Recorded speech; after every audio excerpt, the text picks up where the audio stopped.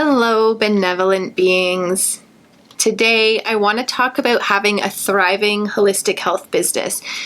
If there's one thing that I'm as passionate about as my fertility, birth, postpartum, and reproductive healing work, it's actually nurturing my business, and not all holistic health practitioners feel that way, and that's okay. But I wanted to share with you some of the things, 5 important things that have really helped me to be very successful as a holistic health practitioner. The first of 5 things I want to talk about is offering a variety of different services or having a number of different offerings. And there's definitely a delicate balance between offering a few extra things so that you have multiple streams of income and trying to do all of the things. So the goal is not to offer as many things as possible, but to have a few different streams of income. And that makes your business actually more resilient. So, as an example, at the time of the making of this video, it's 2020, it's the global pandemic, and a lot of small businesses have been asked to shut down at different times during this year, for sometimes longer than others, depending on where you live. But the By the Moon Holistic Reproductive Practitioner students and alumni have been extra resilient because a lot of what they offer can also be offered virtually. So when you offer a variety of things in a variety of different ways, it does create a resiliency in your business, and it also means you don't have to depend on just one service to make a living. So I'm going to use holistic reproductive practitioners as an example. They are certified reflexologists, Reiki practitioners, and doulas.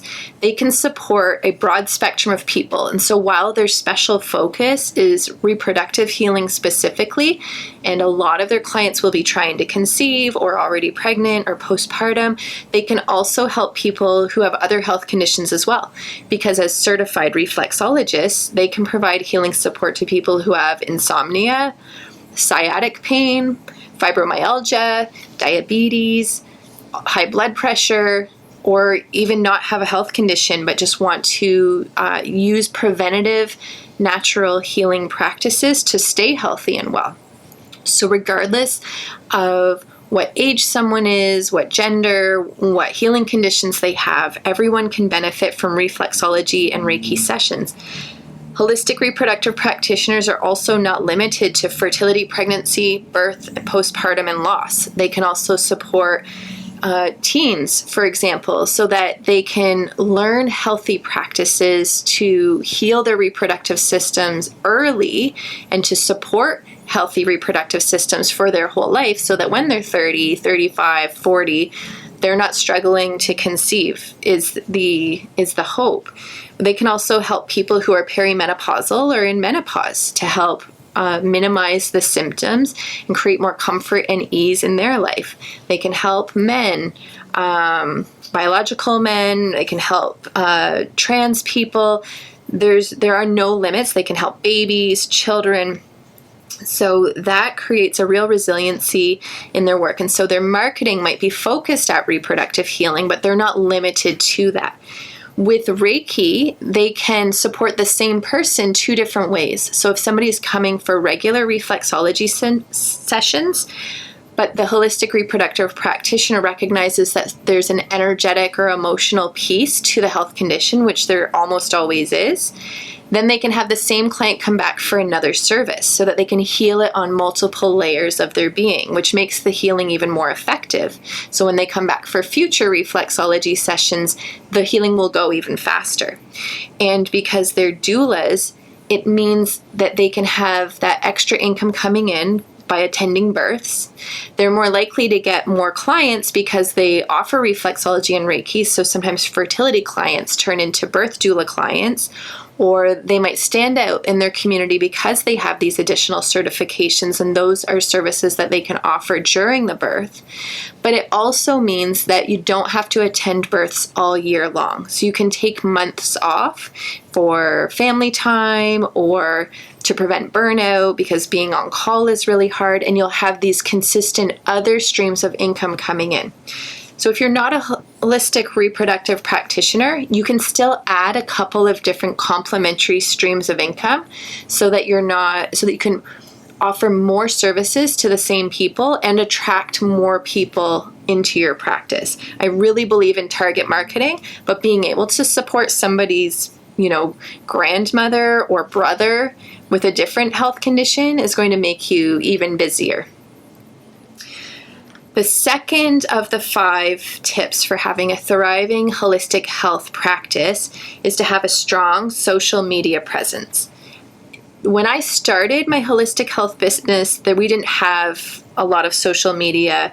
And so a lot of my marketing was directly in the community, and those more old-fashioned traditional marketing methods, I think those are still really important. And I teach that to my students, that we need to have a balance of both the online marketing as well as the effective, tried and tested, old-fashioned in-person marketing. It's very valuable, and now it can be a little harder for us to put ourselves out there because online can feel easier for some people, but I just encourage you to push yourself and do that.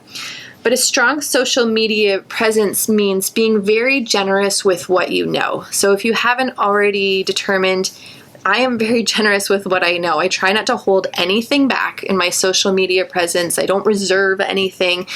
There is a lot more information shared in my course curriculum, but in my social media presence, I would try to give you as much as I can, so that you can be informed, so that you can be empowered in your own healing, so that you can be inspired.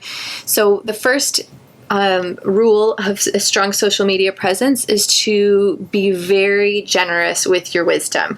Share all of the information, offer small seminars that are really packed with information. So one of those that I offer, for example, is an intro to holistic fertility. And it means I get one day with people who maybe I haven't previously connected with, and I want to pack as much into that day as I can, be as generous as I can with my offering, because it gives people an opportunity to really get to know me and to be inspired by some of what I have to share, and to give them a hunger for more. So they're more likely to sign up for more training with me or stay connected with me for future support and learning. When you are generous with the information that you share and you have a really consistent online presence, it builds trust with people. It builds relationships. And that is, when you're a holistic health practitioner, trust and relationship is the foundation of your work. People are going to come to you with some of their most intimate or personal experiences and challenges. And so having that trust established makes them more likely to click to book a session. Use a variety of platforms, but don't try to use all of the online platforms is my advice. I really believe in sticking to the ones that you enjoy.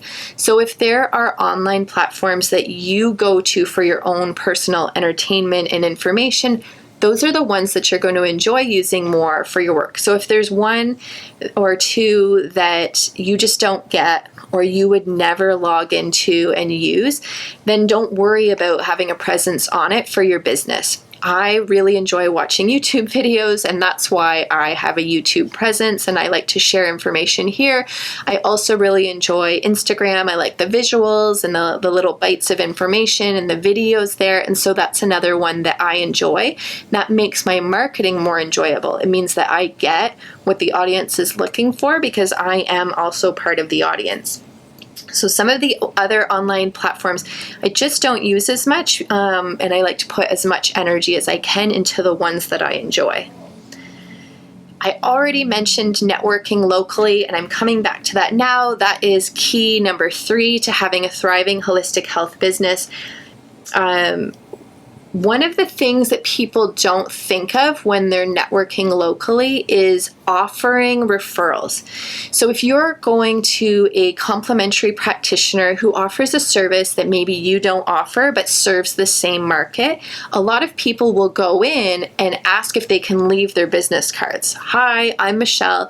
Here's my cards. I'm a holistic reproductive practitioner, and I'm asking you if you would refer people to me. That's fine and well, but I'm going to teach you a method that is much more effective and shifts the whole dynamic and the energy of the relationship. Because I've had a holistic health business in a commercial space for many, many years, I've had lots of people come in to me or message me or email me asking me for referrals that way. And I can tell you that it's not very effective. I don't really know the person, so it's hard to make referrals. We want to establish trust and build a relationship.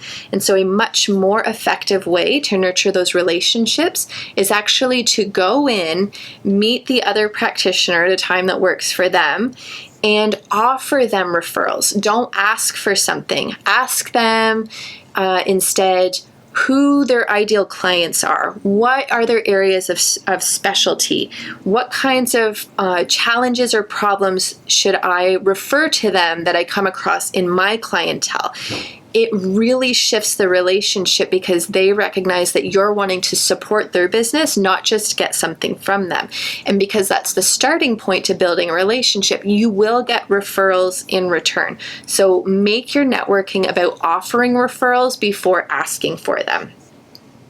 Collaborate with other practitioners. Don't compete. So whether people offer something the same as you or something complementary, wish for everyone to succeed. There is more than enough business to go around, and if you are feeling competitive with other practitioners, whether they offer the same thing as you or not, the more you can wish for them to be successful, the more successful you will be, because the energy of that relationship is different.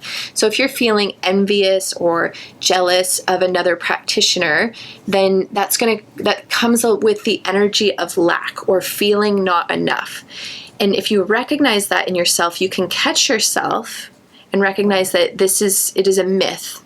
It's not real. It's not based in any reality. And we want to wish for them success. And so some of the ways you can shift the energy is to refer somebody to them, to promote them. So maybe sharing one of their posts and asking people to follow them and like their page, even if they do the same thing that you do.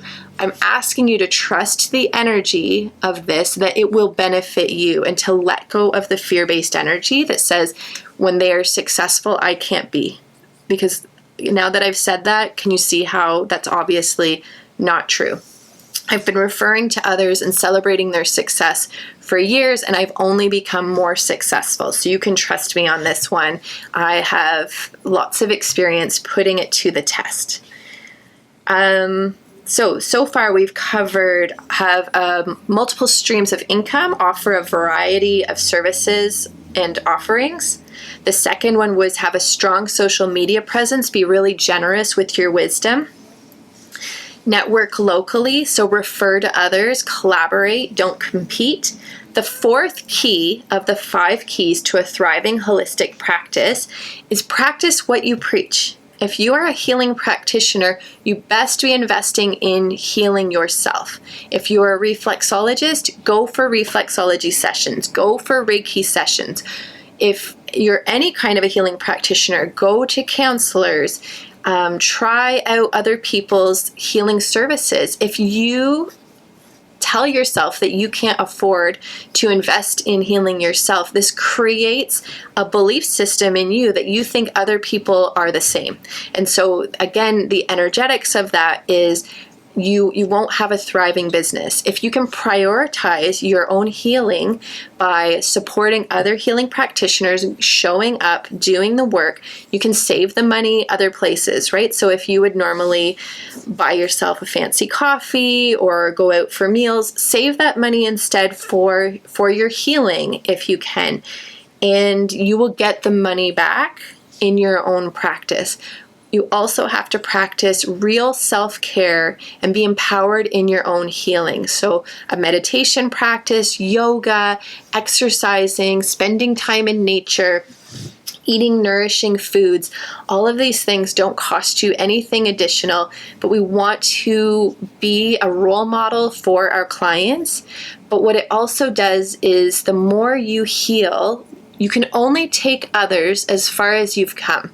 So the more you heal, the more space you will have for supporting others in their healing. We don't go to professionals who don't have their area of expertise in order for themselves. You wouldn't go to a financial advisor who lived in poverty, and you wouldn't go to a fitness expert who was unfit, and you wouldn't go to a nutritionist who ate junk food. So if you're a healing practitioner, then you have to do the work.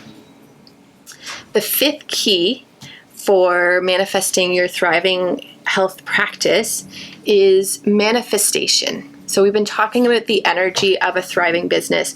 We want you to be clear about your intentions. What is it that you want? How many clients a week would be ideal for you and balanced?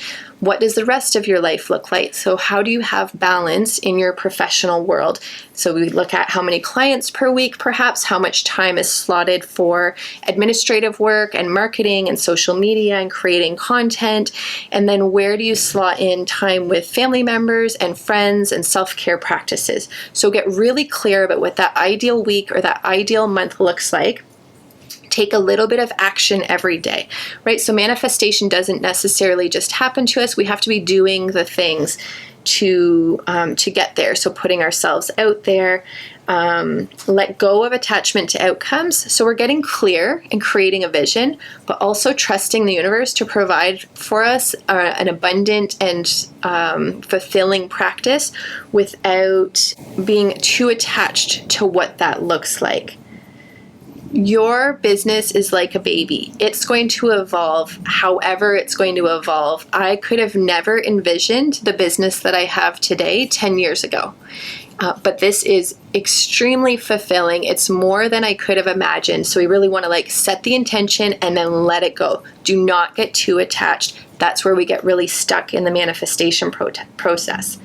And practice gratitude. Be really grateful for what you have in this moment. Be very grateful for every new client that comes your way rather than focus on what you don't have. Really obsess and celebrate what is going really well. For every little success, every little achievement, every new connection, every new client, every dollar that comes into your business, take time every week or every day even, spend a little bit of time focusing on feeling grateful for what you have. So those are my 5 most important recommendations for anyone who wants to have a successful holistic health practice. If you have some other ideas about what has worked for you that you want to share with people, put them in the comments. If you have any questions about what I've shared today, you can put that in the comments as well. And let me know if there's something else that you would like me to cover in these videos. I really love creating content that inspires you and helps you to feel light and clear and will help you to be more successful in your health, in your business, and in your learning.